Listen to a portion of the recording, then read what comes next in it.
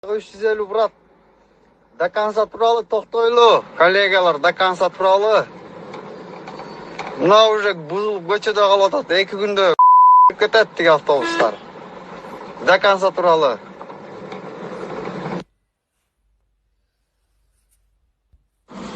Жигиттер, жанагы рейд боюнча эле жүрөм да, бир сыйра кыдырып атам. Донецкий менен чыккам, Карла Марса вверх, Южный магистраль менен до конца келетам, через микрорайон жал өтүп баратам, азыр Арчебешке келетам да бир да маршрутка жок. Эркекче браттар, базар жок. Красавчиктер 100, 101 мо 147. Эч ким көрүнбөйт да. Бияка переживать этпегиле, таза бияка адилет. Главный ынтымак биримдикте турсак эле жеңебиз жигиттер. Бүгүнкүдөй эле чыдап койгула. Бир жума. Ассаламу алейкум, кыргыз элим, кандайсыздар?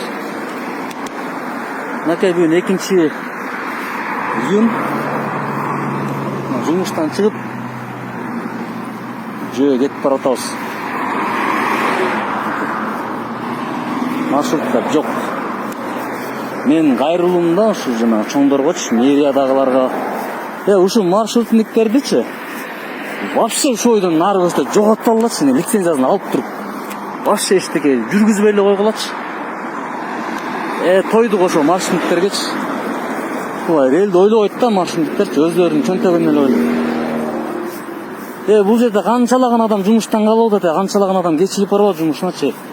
Ошол элдер, ошолор жумушка барып айлыкка иштегендигин эсебинен силер алдынтип 10 сом болобу, 12 сом болобу, ошо менен акча таап атасыңар да. Ошон үчүн маршрутниктерди полный лицензиясын алыш керек дагы. Автобустардан киргизиш керек бул жаккачы. Троллейбустарды көбөйтүш керек, автобусту көбөйтүш керек, линияны, автобустун линиясын. Болду, көнүп кетебиз, ошо автобуска эле конкретно көнүп кетебиз. Биз кыргыз эли көнүп эле жашап келгенден элбиз. Маршрутка жок болсо эле дейт. Эме кылып эткезиңер. Мына азыр маршрутка жок, эмне болуп атат? Жашооңор өтүп атат да. Туурабы? Маршруттар алар ойлобойт элди, алар өздөрүнүн акчасы менен ойлойт. Ойлошпойт алар ушу карапайым элден акча түшүп атат депчи. Ошо 10 сомго дагы ыраазы болуп, неме болуп жашаганга дагы эмеңер жок да. Май кымбаттаптыр, мейли, май кымбаттаса деле кичине мына элдерди ойлогула да, акырындык менен кылып берет да. 12 сом кылабы, 15 сом кылабы. Монтип иш таштап кеткен туура эмес деп көрөм да. Ошон үчүн жоготуш керек маршруттарын, кереги жок, мен ушуну айтам да. Жөө басканга деле көнүп кетебиз. Азыр элдин көбү семирип кетти, жөө басса кичине ден соолуктарына да жакшы.